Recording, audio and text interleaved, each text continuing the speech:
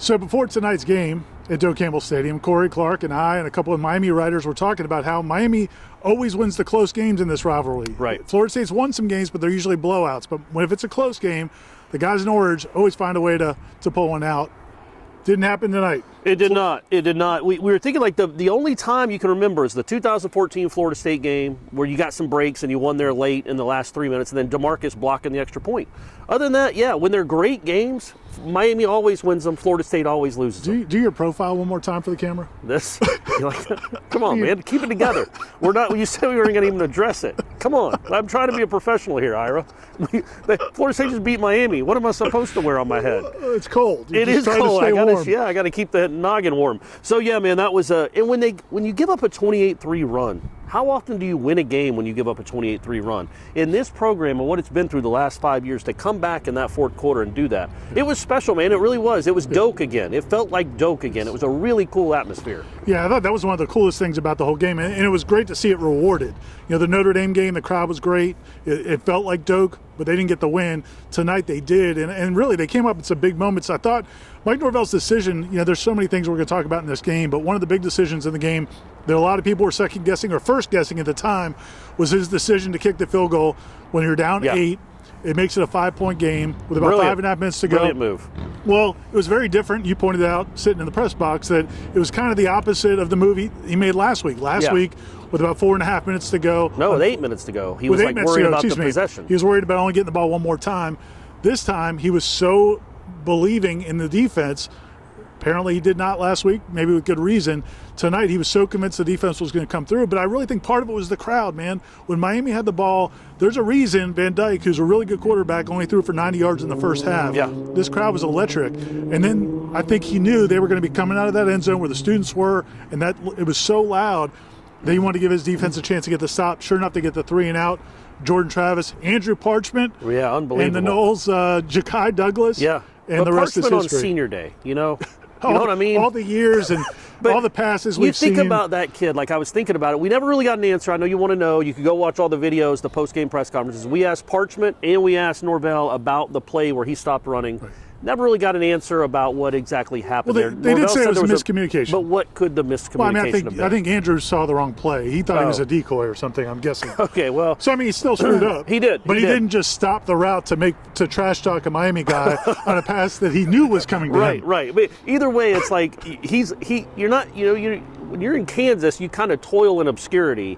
And for him to make a play, he was killed on Twitter. Rightfully so. It just looked weird. The whole thing looked awful. You should have seen the tribal moment. council. Yes. But then for him to come back and make a play, he's going to be remembered by Florida State fans for a very long time because of that one play. He hasn't had the season he was hoping for, or Florida State was hoping for, but that's a huge play in that moment. He almost got in the end zone, but even still, it worked out better for Florida State that he didn't, because Manny Diaz is going to do some weird things with clock management and timeouts there. But yeah, man, that was a really cool thing to see for Parchment and Jordan Travis. I mean, the throw to Douglas is right on the money, and then that throw to Parchment on 4th and 14, that's going to go down, really, I think, like, Ricks to Sam. Yeah, Ricks to Dominic Robinson on the 4th and 14. Before the Ricks to Sam. And that was what's crazy about it is exactly, I'm taking it off. I did it. I can only be the clown for you guys for a few minutes.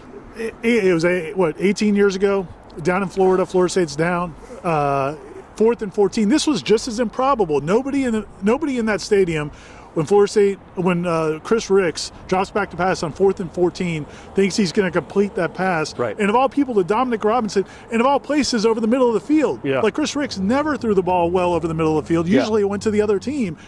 Sorry, Chris, I love you. But completes it, then comes back and hits PK Sam for the game winner. And this was exactly the same thing. Jordan Travis on 4th and 14, and to complete it to Andrew Parchment over the middle of the field when Miami is dropping 7 DBs. Yeah. In the zone, stepping into the pocket, getting the pass protection, trusting it, and ripping it. You see that stuff, and you're like, man, it might be in there somewhere. He just doesn't maybe trust himself. But in that moment, he had no other choice. He wasn't going to run for 14 yards. He had to rip that throw, and it's an all-time great play for him. It's a really cool moment. And, yeah, it was such an odd game. You get up 17-0. You should have been up. I mean, at halftime, Florida State should have been up 3 scores. Yeah. They were only up 14 points. Yeah, well, 13 actually. 13 points. And then when Miami scores that touchdown, the deflect, where'd it go? Oh, he's been in the back of the end zone. I mean, that's such bad luck. It is awful luck. And then you're like, okay, that's going to really hurt. That's going to sting. And then Florida State keeps going to like the 38 and not doing anything, and either punting or usually punting, missing a field goal. They had 3 field goals within 30 yards. Yeah, which is it's a sign of how well they did in the red zone. And also, like you said, they could get to the inside the Miami 40 and then not do anything. And then for them, when they hadn't done anything the whole second half offensively, for them to just go back-to-back drives and then to go 80 yards with 2.5 minutes left. I mean, that was an all-time. Well, it's hard to talk about it, man. It's an all-time win. It's an all-time win because of the way it played out. Yes, yeah, because exactly. You're going to remember this whether Florida State ends this year 4-8 or 6-6 or whatever. In 2 years from now, 10 years from now, you're going to remember that win. And because this win means a lot. I think this one means a lot more for the program than DeMarcus Walker's blocked kick. Down in Miami. I mean, for where the program is going, from where it has been, and you pointed out in your column, again, not to, rose-colored glasses over everything that's going on. They are still making mistakes. They did blow a 17-0 lead. But you look at it in the big picture, they've won 4 of their last 6, and the 2 other losses were, a Clemson game at Clemson where you had the lead with 3 minutes to go, and then last week against NC State where you didn't have your quarterback and a bunch of players. So it shows you where this program could be going. Yeah, and on top of that, you think about where they were last year in this game. I remember doing the Zoom interview with you outside that stadium. It was a 52-10. That was the score, right? It could have been 100-10. Right. It was just an awful game. They scored on their first 5 possessions, and where this team is now, the gap shrinking like that in just a year. I know the record isn't where anybody wants it, but you see that gap shrinking. And it makes you feel like, yeah, man, the program is getting better, but at the same time, at some point you got to start stacking up wins, and you got to get big wins. And this is easily, in my opinion, the biggest win in Norvell's career. I don't know how we've gone this long without talking about Jermaine Johnson, but my goodness. Right. I mean, you talk about all-time performances. This guy's only going to play in 1 Miami game in this rivalry after 2 years of junior college, 2 years at Georgia. Comes here, 7 tackles, 5 tackles for loss, 3 sacks, and a forced fumble. My gosh. Yeah, man, and there was the play. It actually ended up happening right before the night and bouncing on Brownlee. Jarvis, it's all right, man. You play hard. You got the dub, Jarvis. You play hard, man, and you've been good this year for long stretches. I know that wasn't your best game. But it was 1st and 10 at like the 25-yard line, and Fuller, or whoever it is, Odell, whoever sends in a whole new defensive line, all 4 guys. And Jermaine Johnson says no and waves them back off, waves Fuller, Quayshawn Fuller, not Adam Fuller, off the field. I think he might have waved Adam Fuller too. Either any Fuller that within eyesight, he was telling him no. I'm not coming off this field. Screw that, I'm staying. And then the very next play, he gets a sack for a 10-yard loss. Right. That guy, again, him and Keir Thomas, maybe the foundation they're helping set really will pay dividends down the road, but also, he's got himself a moment. He's got himself a game he'll remember forever. Something that Aslan brought up repeatedly in the post-game press conference. Shout out Aslan, nice work. Yeah. That little skirmish between the 3rd and 4th quarters, it seemed like Florida State was on the ropes, maybe about to go down for the count. Miami had just taken the lead, or they take the lead to start the 4th quarter. They go up by 8 points. The way Florida State's players responded, what happened at the end of the 3rd quarter was Florida State's players were going to the sideline. Miami's players kind of went to midfield, were kind of enjoying themselves on the logo at midfield. Florida State's players start jawing and then go out to midfield to protect their turf, but they also didn't. They were smart. Nobody got they both got called for unsportsmanlike, but they didn't do anything really stupid. Gotten really ugly, yeah. And what they did was, I think they showed, when things were going well, they stood up for their team. And if you think about this program, the last 5, 6, 7 years, there's been a lot of cases where that hasn't happened.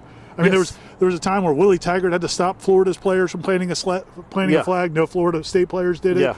Lamar Jackson game up there at Louisville where Odell Higgins had to come onto the field to kind of back up the defensive line. Bradley Chubb was spitting on your logo in 17 too. There's been some moments where people have come. Jacksonville State came in one of your stadiums. They're still out there celebrating the Jacksonville State kids. They were there all night. So I do think it was a good moment, man. Well, maybe not that moment, because they still ended up giving up a touchdown on the next play and then a touchdown on the next drive. But the fact that they rose up after being just completely dominated for about 45 minutes. I mean, 28-3. They got outscored 28-3, and you just thought it was done. You have a quarterback that's hurt or did something to his arm.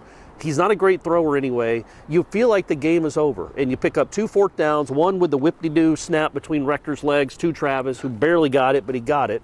And then you get that 3 and out and go and score. And that's just not a game they win. They don't win those games. They haven't.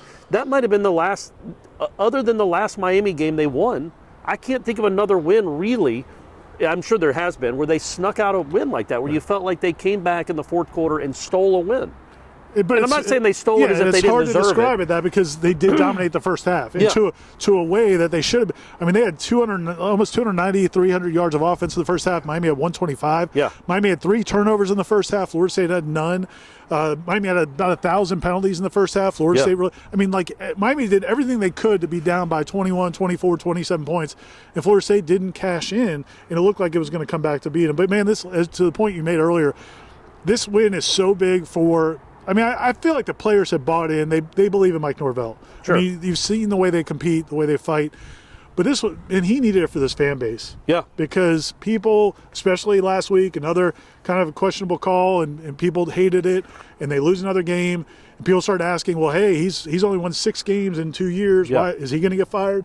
And man, I think it may have only bought him a week. You know, if they lose at Boston College, people will have a tendency to jump back. But beating Miami is huge. Yeah, I mean, you'd lost to them 4 years in a row, right. And a couple of them in pretty painful, fashion. This was going to be another one that was setting up to be a really painful loss because you're up 17-0. 3 years ago, you're up 20 points in the third quarter and lost. So it just felt like another one of those FSU Miami games. The quarterback on the other side was feeling good about himself. He's a good player. I didn't think he played exceptionally well in this game, but he certainly played well enough. He put up 28 points. Although, again, one of them is a crazy touchdown. Right. And then my man Brownlee just gives him 7 points because the kid had missed the kick. There's no reason to be coming off the edge that hard and that out of control that you're going to run into that kicker. I know he didn't deck him. I know it wasn't a vicious targeting hit, but come on, man, you got to be better than that. You got to stop there. It's not worth it. Yeah, you got to stop there. You've won the series already. You're going to get the ball back in midfield and near midfield if you go in and score. I mean, there's a chance there to put them away. So I felt like those are the kind of things that you when you lament because you lose the game. Okay, well, the crazy touchdown, that's just bad luck. What are you going to do? That's Florida State stuff happening. Right. And then Brownlee doing his thing. That's why, we just give them all these points. But Florida State found a way to overcome bad luck and, I don't know, a bad kick rush, whatever you want to call it. It's cold out here, guys. It's cold out here. I lost my train of thought and my ability to speak. Get the do-rag back on, man. I'm great with this thing. Anyway, also the last thing I wanted to touch on is huge night for recruiting for Florida State. I mean, they had a ton of recruits here tonight from Travis Hunter and A.J. Duffy, the committed guys. Marvin Jones Jr., I mean, and I think Marvin Jones Jr. just tweeted that he's got something to say tomorrow at like 2 o'clock, so it sounds like maybe he's going to make a decision, which you'd like Florida State chances. Yeah, that's what he tweeted, so we'll see. Come on, Marvin. Come on, man. But, I mean, could not have come through bigger. I mean, the Notre Dame game, they played well with a big recruiting crop here, but this had to be huge for them. You mentioned in your column, it should solidify all the guys who maybe had been wavering, and it might sway some guys who... Maybe not all of them, but it should firm up a lot of commitments because, again, you get to see it in its power. Doak was awesome. The crowd was awesome. The crowd was great, man, and there haven't been reasons for the crowd to be very good this year, but the Miami game and the Notre Dame game, the fans showed up, the students showed up, and they stayed and they were loud. And that's a big deal, man. That's a big deal, and it's a big deal to beat Miami. It's been a long time, Ira. You couldn't play gold teeth? No, I don't have them anymore. My teeth are platinum. Prop store wasn't open tonight. Aslan didn't think ahead. He didn't believe. Great, Aslan. He didn't believe in the climb. For Corey Clark, Irish FL, and Aslan signing off from Doak Campbell Stadium, where Florida State wins at 31-28.